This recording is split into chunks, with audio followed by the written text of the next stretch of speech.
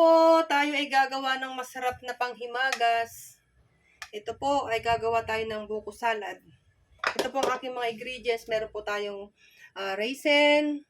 Ito po raisin. At keso. Ito po gatas. Kahit ano pong condense.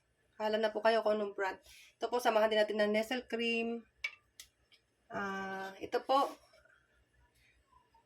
Meron din tayo ditong mixed fruit. Bahala na po kayo kung kahit anong gusto niyo pong mga cocktail na gagamitin. Sinamahan ko din po ng grapes para pampadami. Kasi yung ating buko ay 1 kilo. Medyo konti. Ganyan po. Yan po. So ngayon, simulan po natin ang tuloy. Ito po yung pagsasama-samahin lang natin. Unahin po natin ang buko. Ako po hindi masyadong maraming nilalagay na gatas, kontrolado. Gusto ko po yung hindi masyadong matamis. Para less din po sa sugar. And ito na po, susunod natin tong grapes. And susunod na rin po natin ang ito po gatas, condense.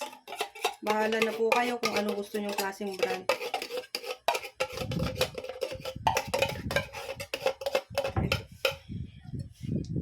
And sama na rin po natin ang Nestle cream. Yan po.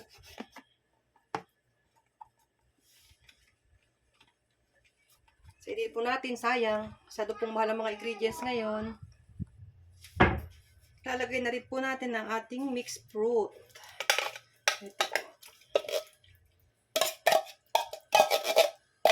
Masainin po natin lagi kasi ang mahal-mahal po ng ingredients.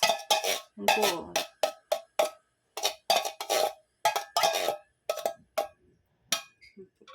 And ito na po. Last na itong ating raisin and keso.